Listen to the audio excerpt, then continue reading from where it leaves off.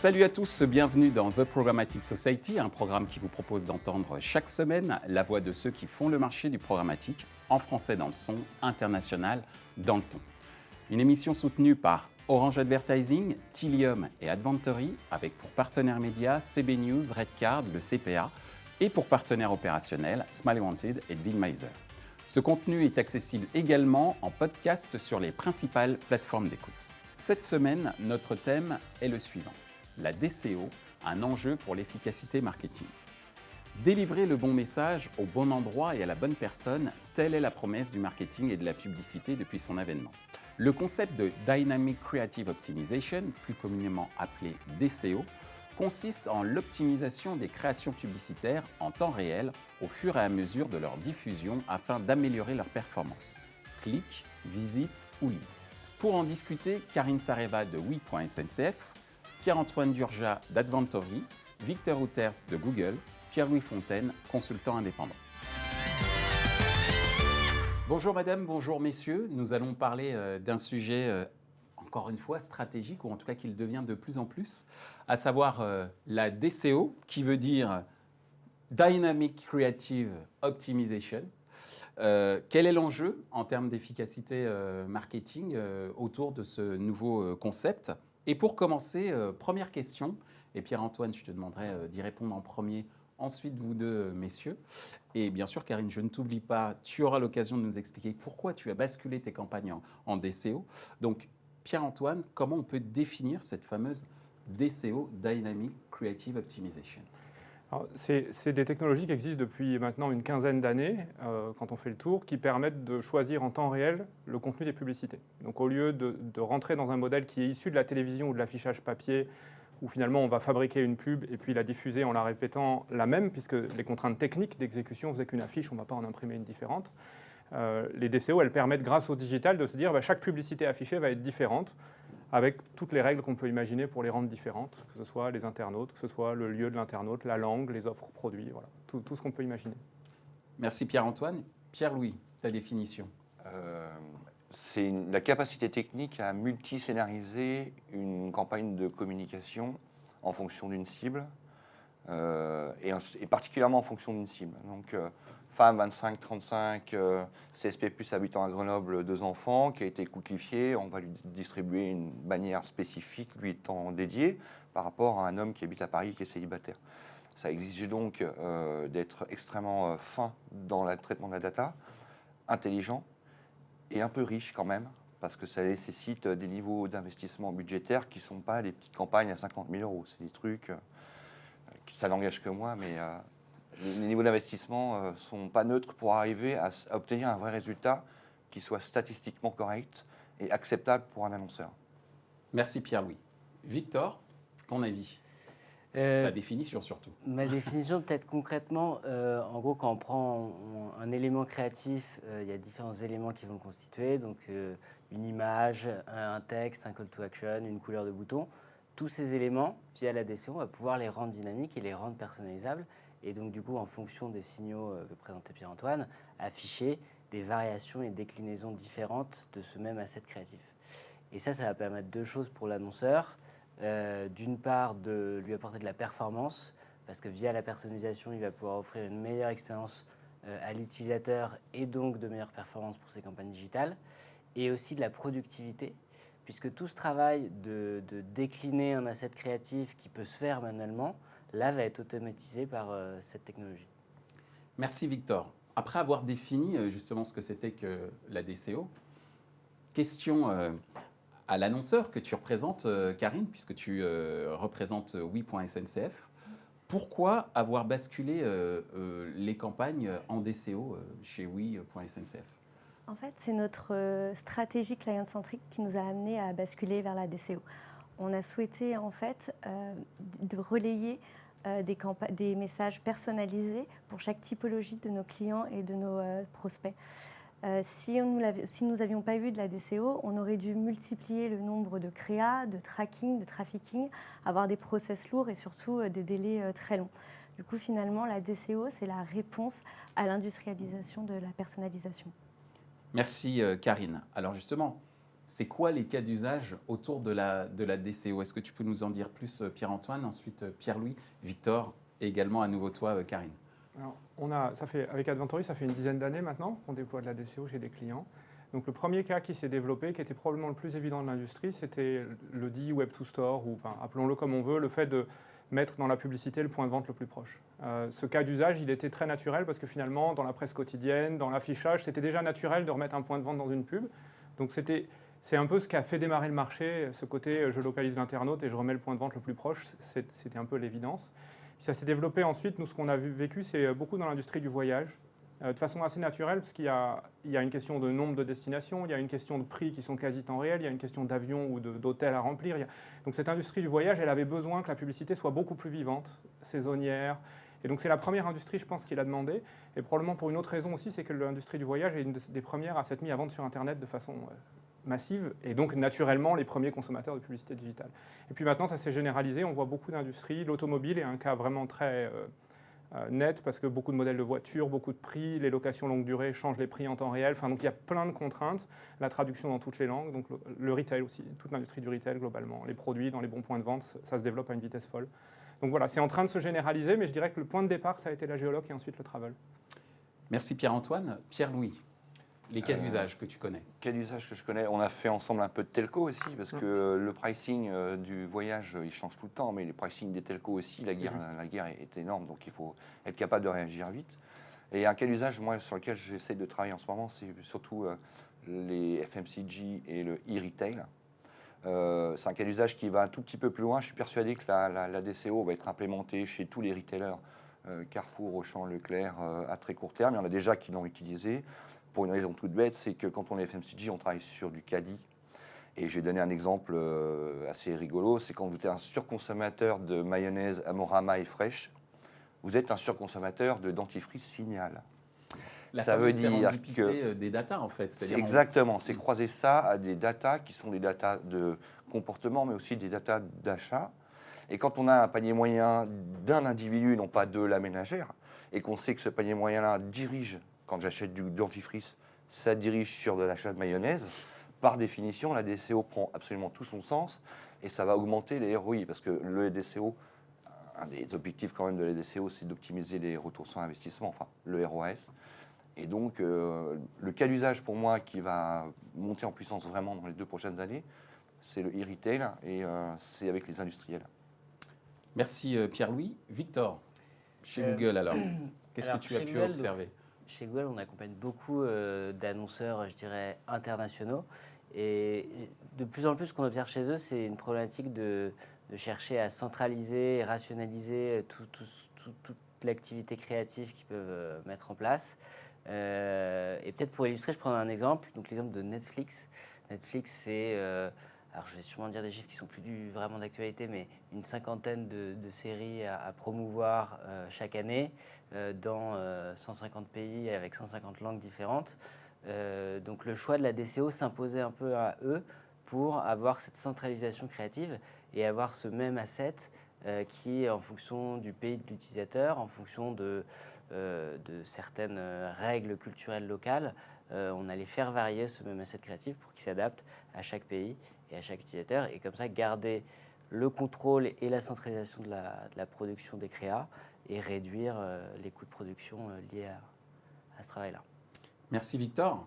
Alors Karine, tout à l'heure, tu nous as expliqué pourquoi oui.sncf a basculé ses campagnes en DCO.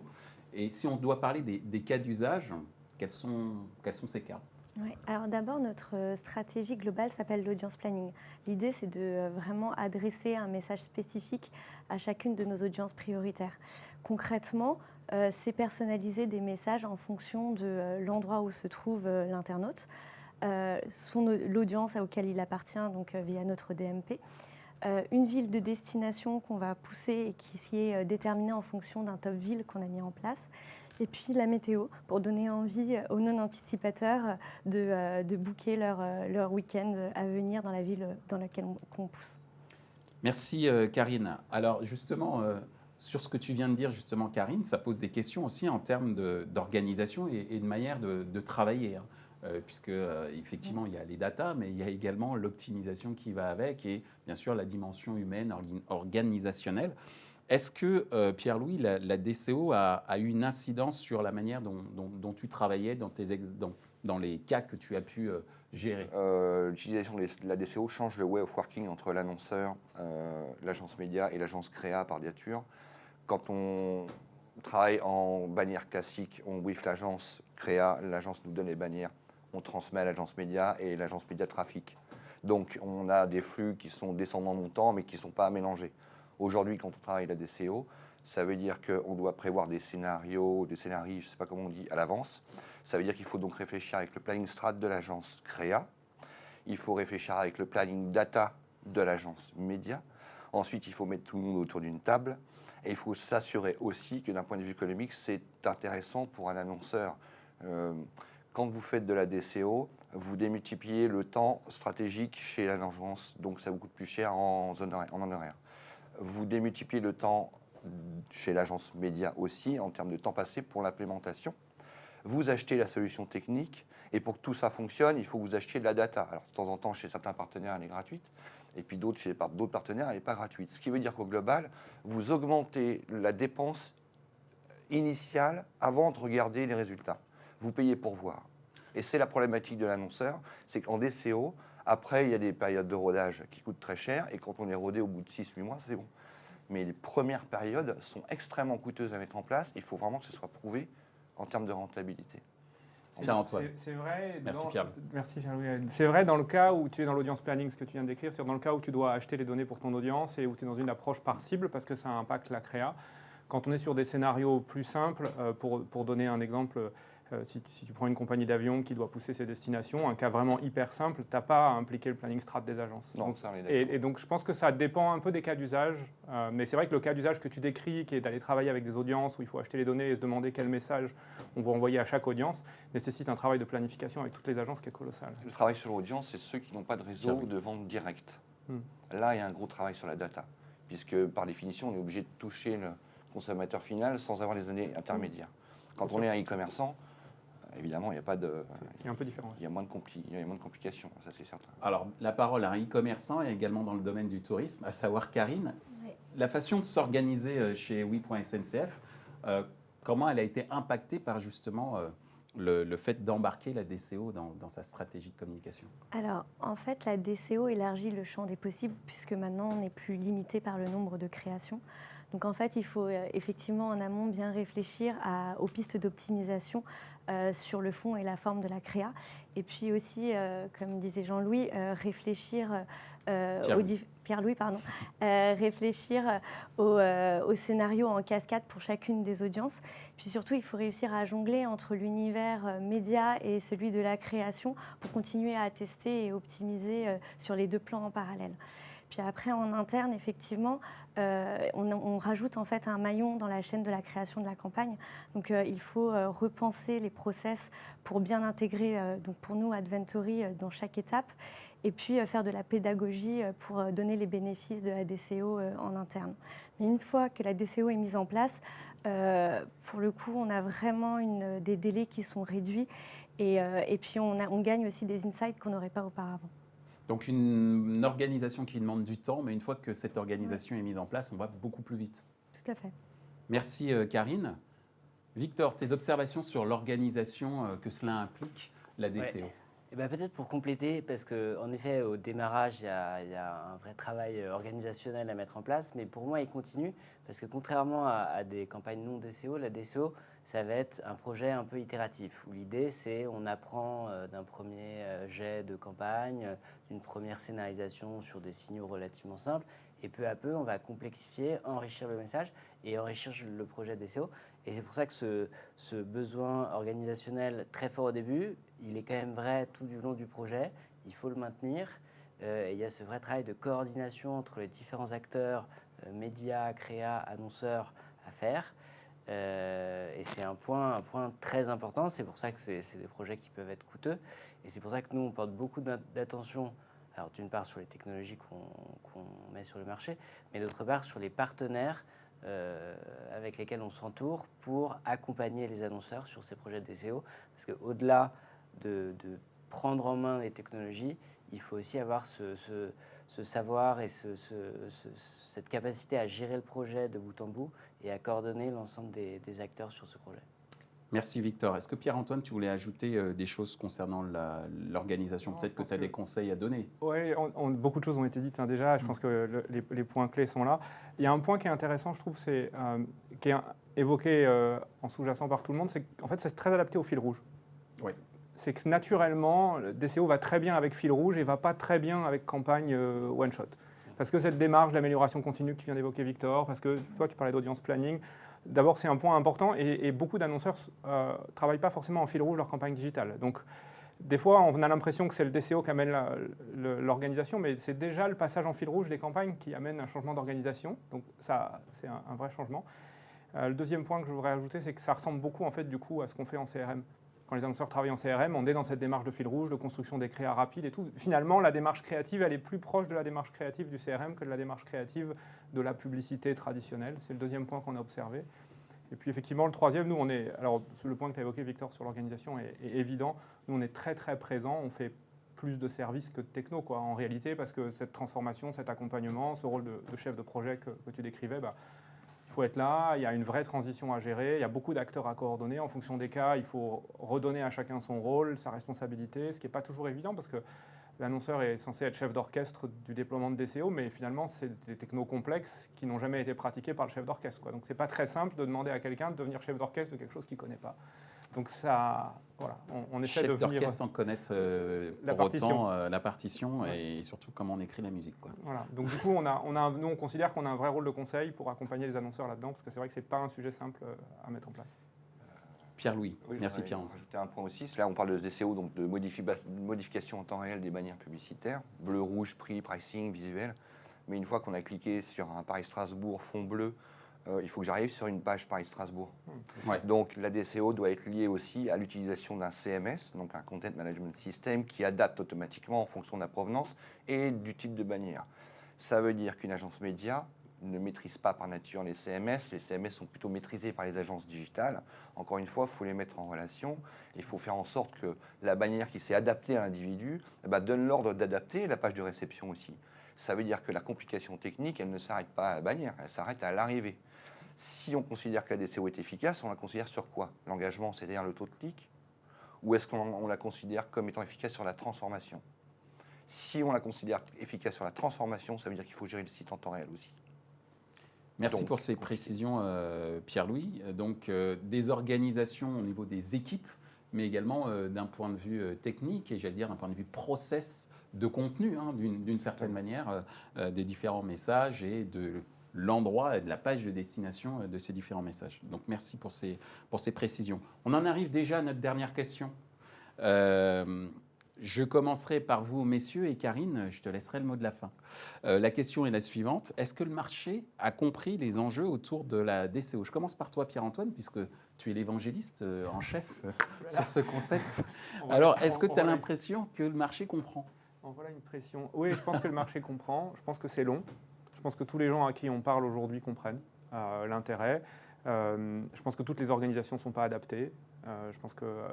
effectivement, il faut réorganiser les agences, donc oui. Et puis, je pense que ça va accélérer parce que la télé adressable va bouger un peu la démarche. On commence à voir du DCO en audio, on commence à voir du DCO sur les panneaux d'affichage en extérieur. Donc, je pense que la généralisation, aujourd'hui, c'était restreint au digital avec un pourcentage du plan média qui était relativement petit, qui est croissant, mais qui est relativement petit. C'est en train d'augmenter, c'est en train de galoper. Et donc, plus ça va devenir dans tous les canaux, plus ça deviendra évident pour tout le monde, je pense. Merci Pierre-Antoine. Pierre-Louis.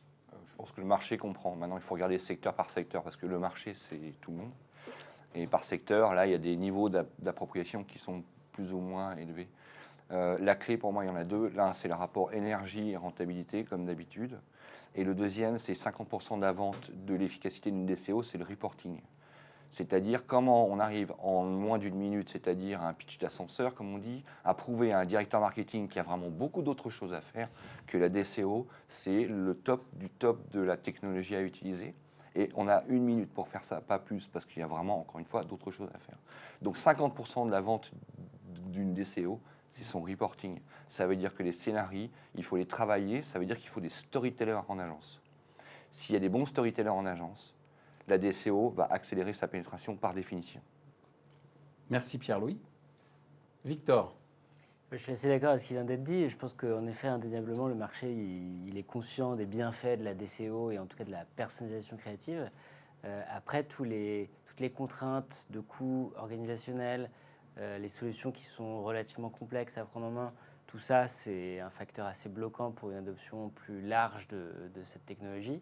Chez nous, on observe qu'on a à peu près 80 à 90% des assets créatifs qui aujourd'hui ne sont pas personnalisés, ont une approche comme en télé ou en print, le même message pour tout le monde. Du coup, ce sur quoi on se concentre chez Google, c'est proposer des solutions qui vont permettre un peu cette démocratisation de la DCO en proposant des solutions simplifiées où on n'a pas besoin d'être dev ou designer pour utiliser ces technologies, pouvoir personnaliser à moindre coût et aussi pouvoir personnaliser sur d'autres formats publicitaires que le format display en l'étendant à la vidéo, à l'audio et peut-être aussi à la DOH un jour. Merci Victor. Merci. Alors Karine, visiblement, tu as compris les enjeux autour de la DCO. Quand on discute peut-être en interne ou avec des collègues ou même avec des confrères ou consoeurs dans d'autres sociétés, chez d'autres annonceurs, quelle est ta perception de la compréhension du marché autour de la DCO? En fait, je suis d'accord avec tout ce qui a été dit. Je pense que tout le monde comprend l'enjeu. Après, effectivement, la mise en place n'est pas neutre et c'est peut-être le frein aujourd'hui. Nous, en tout cas, on pense avoir obtenu une certaine maturité sur le sujet de la DCE et aussi de l'internalisation de l'achat média qu'on a opéré dans notre équipe. Et donc, on souhaite maintenant partager ces bénéfices auprès des autres annonceurs. En tout cas, c'était l'objectif de l'émission, de partager effectivement différentes expériences et d'expliquer justement les enjeux marketing autour de la DCO. Merci pour votre participation et pour votre éclairage. Ainsi s'achève ce débat autour de la DCO, la Dynamic Creative Optimization. Les points à retenir de nos échanges sont les suivants. La DCO est un concept qui permet de transformer le format publicitaire en un point de vente. 2. La DCO nécessite en amont de la part de l'annonceur un gros effort de réflexion marketing et de transformation de son organisation. 3. Les acteurs de la DCO sont en train aujourd'hui de valoriser leur capacité à fournir des services afin d'accompagner les transformations organisationnelles nécessaires chez les annonceurs afin que ces derniers assimilent au mieux le concept de DCO. Retrouvez ce programme en podcast sur les principales plateformes d'écoute. Merci à Orange Advertising, Tilium et Adventory pour leur soutien, ainsi qu'à nos partenaires médias CB News, Redcard et le CPA, sans oublier nos partenaires opérationnels Smile Wanted et Vidmiser. Merci également à l'ensemble des équipes d'Atelier B pour la réalisation de ce programme.